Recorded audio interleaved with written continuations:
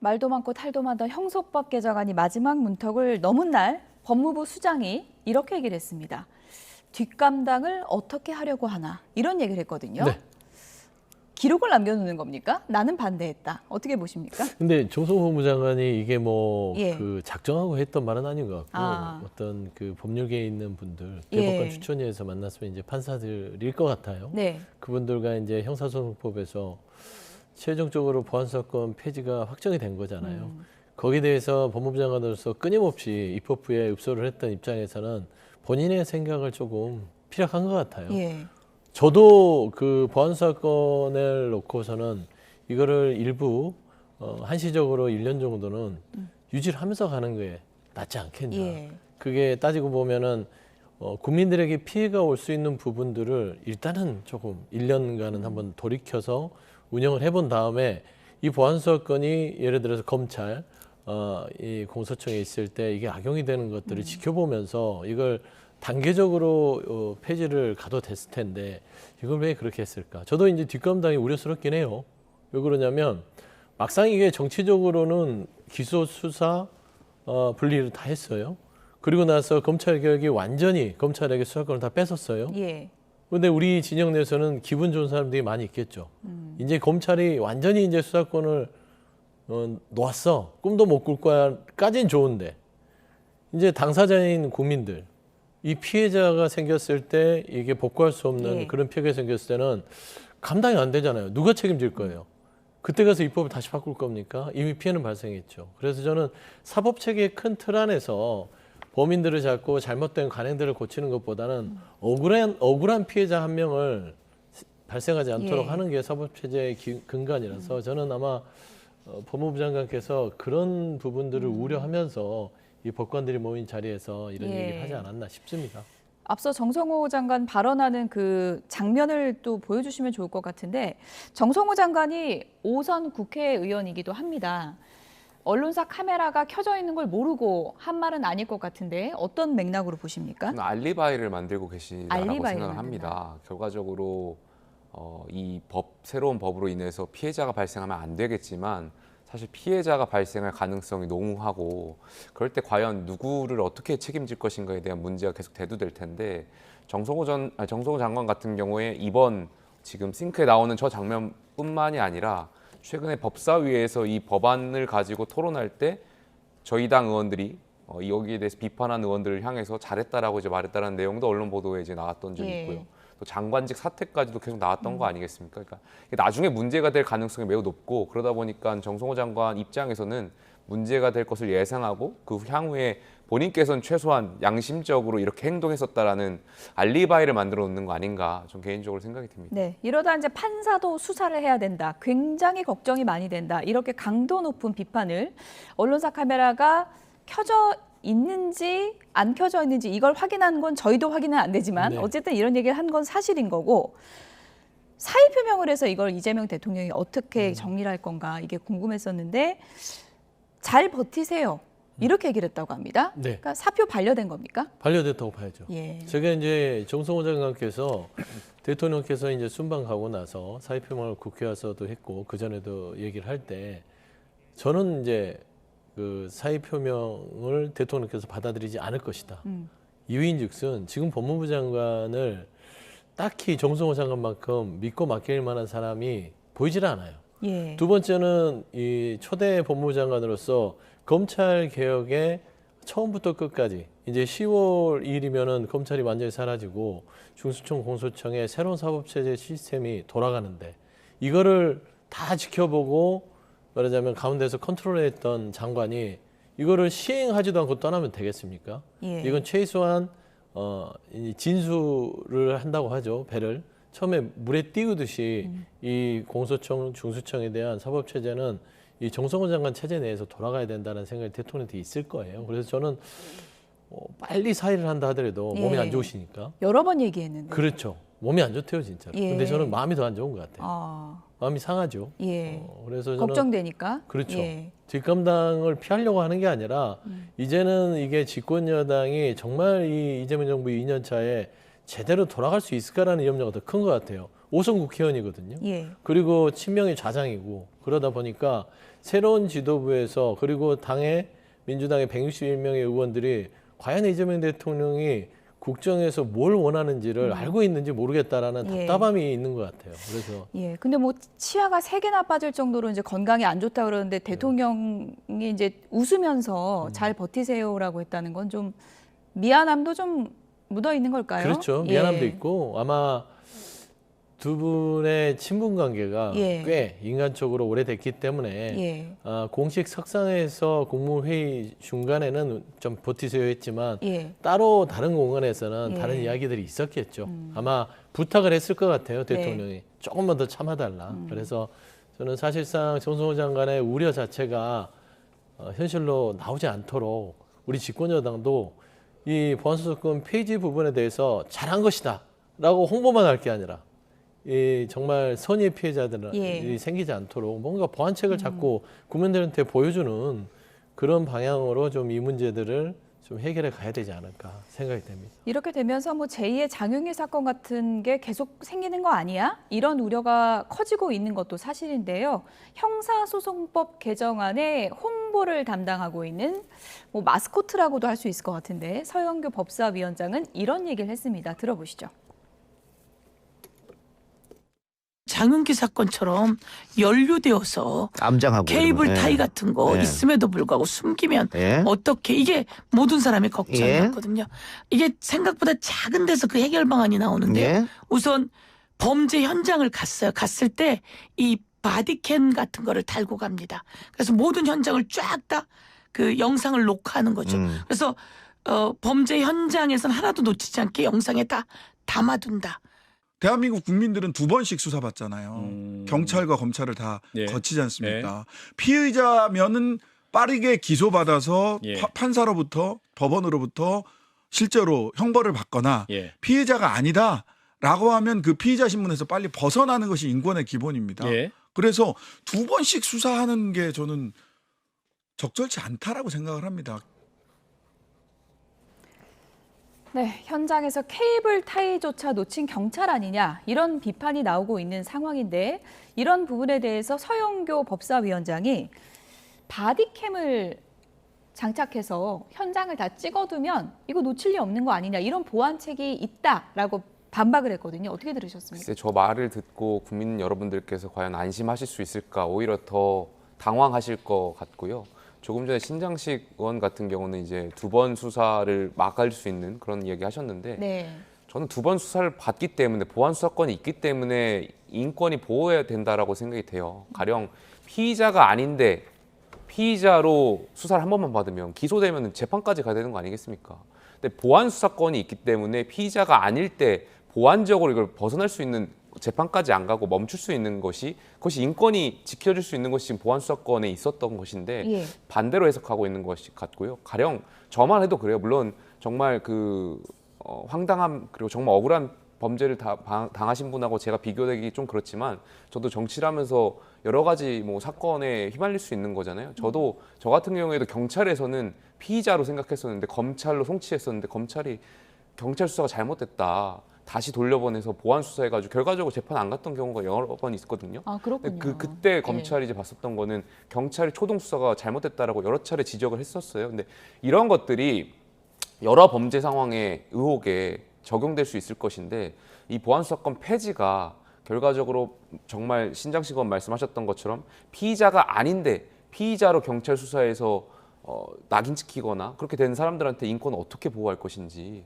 거기에 대한 고민도 같이 해야 되는데 너무 막무가내로 지금 밀어붙인 거라고 생각이 듭니다. 일단 모든 거는 피해자 입장에서 생각을 하는 네. 게 이제 맞는 건데 경찰이 이제 불송치를 했을 때 피해자가 다시 수사해달라 이의 제기를 이제 신청할 수 있는데 사실 뭐 우리 법 잘 모르잖아요. 네. 그러면 또 변호사 이것도 사야 되고 돈 많이 드는 거 아니냐 했더니 국선 변호인 얘기를 했어요. 이건 현실성이 좀 있다고 보십니까? 이거 국선 변호인이 있어요. 예. 그렇게 돈이 없는 서민들이 변호사를 살 돈이 없으면 이게 나라에서 그 변호협을 해주는 것인데 사실상 좀 죄송한 말입니다. 국선 변호인들에게는 예. 유명무실해요. 예. 그러니까 성심성의껏 법률 자문을 하지 않는다는 게 현장의 목소리입니다. 사실 이 보안수사권 폐지를 통해서 서영교 위원장이 말하는 형사법상의 변호사 부담이 우려되면 국선 변호인에 대한 제도를 조금 더 보완책으로 내놓으면 좋죠. 근데 지금 현재 그 민주당이 보안수사권 폐지를 담은 형사소송을 얘기하면서 피해자에 대한 보완책, 안심책 이런 것들보다는 우리 이렇게 잘했어요. 뭐 공소청, 주소청 나눠서 한국판 FBI가 됐고요. 그다음에 말씀한 대로 신장식 그 의원 같은 경우는 피해자 얘기 왜 합니까? 이거 피해자는 잠정적 가해자잖아요. 예. 피해자라는 건 상대 피해자가 있는데 피해자 얘기를 하자고 피의자 얘기를 하니까 지금 전반적으로 진보 진영 내에서 이 형사소송법에 대한 모든 책임을 지게 생겼어요. 저는 지금 다시 한번 이 형사소송법에 대해서 국민들이 불안한 것들에 대해서 홍보를 하신다면 네. 피의자 중심의 안심책들을 연구해서 가지고 오셔야 된다. 그러니까 바디캠 이런 걸로는 그 반박이 안 된다? 이게 바디캠이라는 거는 예. 직접적으로 그러니까 잠재적 피해자들에게 바디캠 달고 다니라는 소리잖아요.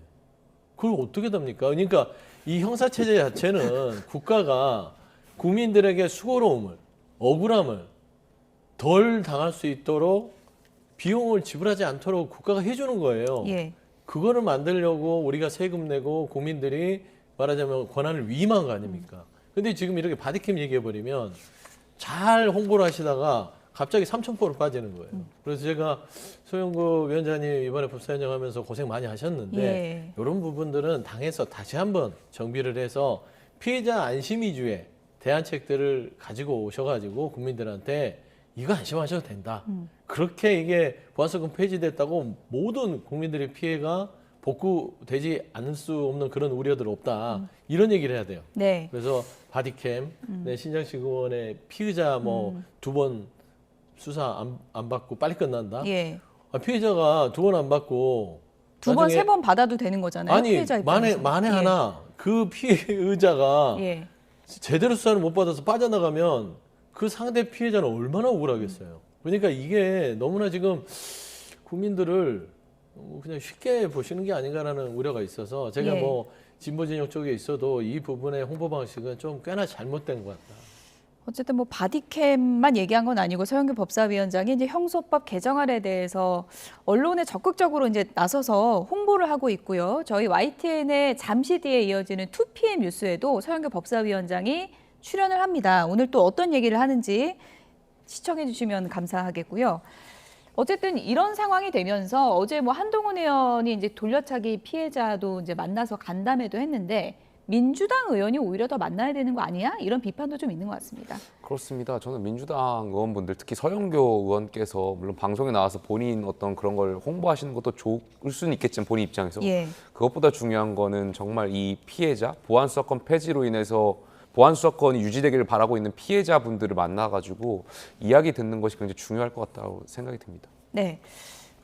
정성호 장관이 네. 이런 얘기를 했습니다. 이거 통과되고 부작용 발생하면 강경파 의원들이 책임을 져야 할 것이다. 이런 얘기도 남겨놨거든요. 그건 어떤 포석이라고 보세요? 그러니까 정성호 예. 법무부 장관이 오죽 속상했으면 예. 그런 얘기를 할까요? 입법기관에서 입법을 통과시키고 나서 그 입법의 부작용을 책임지는 국회의원이 어디 있습니까? 없죠. 하지만 책임져라 그 얘기거든요. 대통령도 그 얘기를 비슷한 걸 하셨던 걸로 기억해요. 여러 번 읍소했죠. 보안수사권은 어느 정도 국민들에게 피해가 되지 않는 방향으로 숙고해 주십시오를 여러 차례 집권여당 민주당이 얘기를 했음에도 불구하고 이거를 일부 강경파 의원들 또 전임 지도부였죠. 정청래 전 지도부가 이걸 완전히 걷어찼잖아요. 예. 결국에 여기까지 왔는데 저도 그 개인적인 심정 같아서는 보안수사권 폐지를 정말 강력하게 주장했던 의원들은 박제를 했으면 좋겠어요. 차라리 형사소송법 앞에다 김용민법, 정청래법 이런 식으로 나눠서 예. 만한의 국민들이 이 보안수사권 폐지를 통해서 중대한 피해를 입었다면 그분들은 차기 공천에서 마이너스 30% 예. 감점을 주는 그런 책임감을 물어야 된다.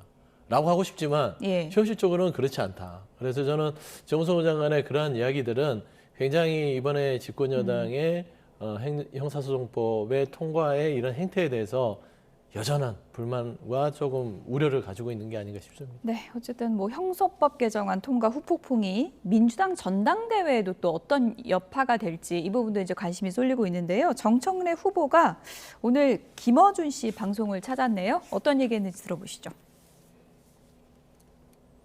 실제로 충남 충북 같은 경우는 저를 지지하는 의원이 없었습니다. 예, 그리고 거의 모든 언론이 타 후보를 뭐 지지하는 것 같고, 그리고 조직, 뭐 국회의원, 방송 패널 같은 경우는 뭐 거의 10대 0이지 않습니까? 저를 옹호해주는 방송 패널 저는 본 적이 없어요. 이번 주 만약에 이 박빙 추세 네. 이어지면 호남이 확 뒤집어집니다. 어제 박선원, 김용 그리고 서미아 후보까지도 그 이야기한 것 같던데 마지막 날 투표 못한 권리당원 다시 투표 기회를 주자 이런 제안을 했던데. 투표 쿠데타죠. 그렇게 한다면. 이렇게 한 선거는 세계 어느 나라 역사상 없었지 않습니까? 저는 우리 정청래 후보께서 그렇게 1인 1표 당원 주권주의를 강조한 만큼 그러한 미투표한 그런 사람들을 총력으로 마지막에 모아서 기회를 한번 주는 문제는 좀 긍정적으로 검토할 수 있는 것이 아니냐 이렇게 생각을 합니다. 왜냐하면 지금 여러분 올림픽 공원에서도 이렇게 젊은 분들이 투표용지 부족을 가지고 이렇게 하고 있는 것이 사실에 대한 참여권, 투표권의 침해에 대한 분노 때문에 그런 거 아니겠습니까? 하물며 우리 민주당이 물론 기회를 줬지만 한번 우리도 시스템이 한번 중단돼서 어디 투표했던가? 충청에서 좀 몇 시간 중단된 적이 있었잖아요, 시스템이. 네, 정청래 후보 이런 토로를 좀 했습니다. 최근에 언론이 너무 여론이 좀 한쪽 편만 든다. 이제 본인이 좀 억울한 여론 지형이다라는 거고 방송 패널은 10대 0이다. 다 김민석 후보 편이다. 이런 토로를 했는데 서영주 네. 소장님, 정청래 후보가 좀 섭섭해할 것 같은데 서영주 소장님한테도. 제가 예. 10대 0 중에 10에 들어가는지 모르겠으나 사실상 정청래 후보 제가 좀 칭찬하려고 눈시껏 찾아보는데 예. 별로 없어요. 찾아보신 건 맞아요? 많이 찾아봤어요. 아, 그렇습니까? 제가 여러 번 네. 그래도 칭찬해줬던 거는 지난 네. 1년간 그래도 개혁에 있어서 많은 부분에 고민을 하고 속도전을 냈던 속도에 있어서는 칭찬한다. 그리고 1년간 다 못한 건 아니고 공과가 있을 거 아니냐 예. 했을 때 틀림없이 정청래 후보가 공헌이 있다라고 얘기는 했어요. 그건 안 들으신 것 같은데 사실 6.3 지방선거 이후의 태도에 대해 6.3 지방선거 이후의 태도 우리가 승리했다라는 정청래 후보의 말을 저는 시작으로 눈시껏 찾아봐도 잘한 게 없어요. 6.3 지방선거 우리가 승리했다고 말하는 사람 친천구배에는 아무도 없습니다. 예. 대통령조차도 이재명 예. 대통령조차도 6.3 지방선거는 뼈아픈 패배다라고 얘기를 하시는 거예요. 그다음 두 번째, 왜 대통령한테 딴지를 걸어요? 지방선거에 대한 규정 자체도 대통령이 틀려서 지금 하는 것이고 지금 앞서 우리가 주재했던 보안수사권 폐지도 그렇게 대통령이 읍소를 해도 무시해버렸고 정성호 장관이 찾아와도 무시해버렸고 무엇을 위해서 그렇게 했냐라고 봤을 땐 본인의 전당대회에서 한 거 아닙니까? 그래서 저는 사실 정청래 후보가 연임을 도전하는 것 자체부터가 뭔가 잘했다고 평을 할 수가 없는 상황이 돼버린 예. 겁니다. 그래서 저는 서운하시더라도 예. 먼저 자기를 돌아봐야 된다라는 것이고 예. 저는 이제 10대 0이라고 하는 부분들에 있어서는 그거는 대통령과 맞서기 때문이라고 보셔야 돼요. 서영주 소장이 뭐 김민석 후보를 송영길 후보를 좋아서 칭찬하는 거 아닙니다. 그분들 칭찬한 적도 없어요. 예. 다만 이재명 대통령이 집권 2년 차를 맞이했는데 지금 정청래 후보가 연임 도전하는 것 자체가 대통령의 국정 운영에 걸림돌이 되니까 연임 도전하지 말아라 예. 라는 것인데 사사건건 본인은 거기에 대해서 책임도 지지 않고 대통령을 지키겠다고 하면서 행동은 반대로 하니까 예. 거기에 친천기 후보들 어떻게 해요? 국민들 보기에도 볼썽사는 모습들 계속 네. 보여주잖아요. 그래서 저는 그런 얘기를 하는 것이니까 서운해하지 않았으면 좋겠다. 예. 서운해하지 말라는 얘기 들어봤고요. 보다 객관적인 분석은 우리 김용태 의원님께서 해주실 수 있을 것 같은데 어떻습니까? 민주당에서 좀 여론 지형 자체를 그렇게 좀 조직적으로 몰아가는 것도 있나요? 정청래 후보 입장에서는 좀 불만을 가질만 합니까? 조금 전에 우리 서 소장님 말씀 잘 하셨는데 여당이다 보니까 대통령이 있는 당이다 보니까 어쩔 수 없는 것 같아요. 아무래도 여당의 당원분들은 성공한 정부를 만들고 싶을 것이고 그렇게 된다면 당연히 대통령하고 맞서 싸우는 듯한 느낌의 가진 후보하고 어떤 전당대회를 치를 때 당연히 대통령에 힘 실어줄 수 있는 후보를 밀게 될 수밖에 없는 여당의 특성이 있는 것 같습니다. 그러다 보니까 정청래 후보 입장에서는 그런 서운한 감정들 예. 느끼는 것 당연하다고 생각 들고 근데 또 그걸 예. 본인께서 자초하신 일이라고도 생각이 듭니다. 김용태 의원 보시기에는 이 추가 투표 논란이요. 그건 어떻게 보세요? 저는 말이 안 된다라고 말이 생각을 안 합니다. 된다. 그러니까 예. 결과적으로 축구를 하다가 축구 선수들이 후반 끝나고 우리 20분 더 하자고 축구 경기 중에 결정할 수 없는 거 아니겠습니까? 그러니까 민주주의의 위기라는 것이 룰을 우리가 세팅을 할 때 사전에 선수들 간에 같이 합의한 것이 굉장히 중요한 건데 어떤 경기라든지 투표가 진행 중에 룰을 새롭게 세팅하는 것은 물론 합의가 되면은 문제가 없을 거라고 생각합니다. 후보 간에 다 모두가 하자라고 해서 합의가 되면 상관없는데 분명히 여기에 대해서 반발하는 후보도 있을 거고 그걸 강행하는 것은 민주주의의 관점에서 봤을 때는 매우 적절하지 못하다라고 송영길 생각이 듭니다. 후보는 투표용지 부족 사태 올공심이 그 얘기까지 했거든요. 그 사건과 이 사건은 전혀 다른 일이라고 생각이 들고요. 그걸 비유하는 것은 개인적으로 적절치 못하다라고 생각합니다. 네. 현실화될 가능성이 이게 있습니까? 민주당의 예. 1인 1표제부터 우리가 이제 출발해야 될 것 같아요. 예. 그만큼 당원 주권 1인 1표. 그러니까 대의원도 이제 한 표 예전에는 17대 1이었거든요. 그러니까 당원들의 한 표가 소중하다는 것을 얘기했고 정청래 지도부는 1인 1표제가 본인의 성과입니다. 그러면은 1인 1표제를 좀 많은 우리 당원들이 좀 그 효능감 있게 활용하는 게 좋지 않을까요? 근데 민주당의 전당대회를 보시면 어떤 느낌이냐면 예를 들면은 방송사나 라디오 뭐 방송사도 청취율 조사를 합니다. 근데 이게 청취율 조사를요. 네. 방송을 하기 전에 그냥 투표를 해요. 방송을 안 듣고 하는 거예요. 예. 그리고 순위가 다 정해지고 투표를 한 다음에 방송을 해요. 이게 말이 안 되잖아요. 예. 지금 전당대회가 어떻게 치러지냐면 온라인 투표, ANS 투표한 다음에 합동 연설회를 합니다. 예. 후보들이 정견 발표를 투표가 이루어진 다음에 해요. 근데 그건 미리 정한 거잖아요. 근데 그렇게. 정했는데 이 자체가 너무나 이게 모순된다는 거죠. 예. 합동 연설회를 통해서 어떤 당원들은 그 후보의 정견 발표를 보고 아 내가 A라는 후보를 찍고 싶은데 이 사람 B라는 후보가 훌륭한데 비전이 더 좋은데 바꿀 수 있어야 돼요. 그런데 이미 투표를 해서 그걸 바꿀 수가 없어요. 이거는 사실상 이 민주주의 투표 방식에는 어긋나는 네. 기준일 수도 있다고 보는 것이죠. 그래서 이게 이미 시행된 것들은 진행을 하되 마지막 날에 자발 ARS라는 게 있습니다. 그걸 열어놓고 나서 예. 당원들 중에 1일, 2일 합동연설에 뭐 8일, 9일 합동연설에 15, 16 합동연설을 6개를 보고 나서 예. 투표하실 분들은 투표하셔라. 라는 것들 저는 이게 당원 주권에 좀 부합되지 않냐 이거는 당에서 좀 한번 예. 좀 숙고해 볼 필요가 있다고 좀 봅니다. 의미는 있지만 또 뭐 정청래 후보 쪽에서는 강하게 반대하고 있어서 현실화되기는 좀 어렵지 않을까 그런 생각도 드는데 정청래 후보와 관련해서는 최근에 이지은 민주당 마포갑 지역위원장과의 이른바 볼콕 영상이 좀 논란이 되고 있죠. 이지은 위원장이 강력한 경고를 좀 하기도 했습니다. 어떤 얘기인지 들어보시죠. 무슨 저런 철없는 짓거리야 아니면 뭐 저렇게 엄숙한 전당대회에서 무슨 저런 장난질을 치고 있어라고 하면 그렇게 여러분이 기대하시는 그런 어른스러운 모습을 보여드리지 못해서 죄송합니다. 둘이 무슨 관계가 있는 것처럼 하시면요. 저는 그건 참지 않습니다. 저는 그때는 고소합니다. 네. 네. 그거는 저에 대한 모욕이고요. 그 선을 넘는 부분에 대해서는 저는 참지 않습니다.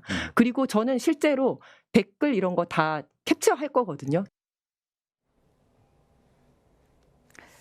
고소한다고 하시니까 말은 좀 조심해서 이제 해야 될 것 같긴 한데 볼콕이라는 게 저런 공식적인 자리에선 잘 나오지 않는 행동인 건 맞는 것 같고 이게 친근함의 표시냐 아니면 뭐 부적절한 행동이냐 MZ세대 김용태 의원이 보시기엔 어떻습니까? MZ가 아니라 국민의힘에 소속된 당원으로서 예. 이게 민주당 문화인가? 문화요?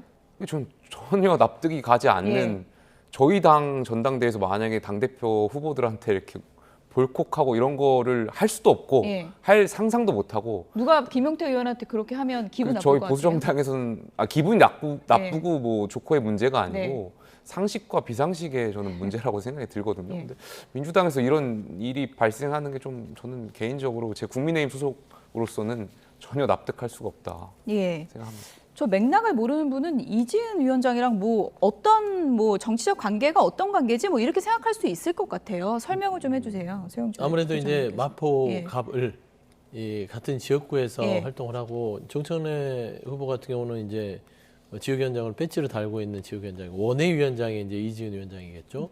그리고 두 분이 친하기 때문에 아마 대변인 역할도 정청래 지도부에서 맡았던 걸로 예. 알고 있습니다. 근데 최근에 이지은 그 지역위원장이 이재명 대통령을 윤석열 전 대통령에 비교하면서 예. 대변에서 해촉됐죠. 근데 저는 사실상 보면 민망해요. 안 나왔으면 좋겠다. 자료화면이 나와버렸어요. 예.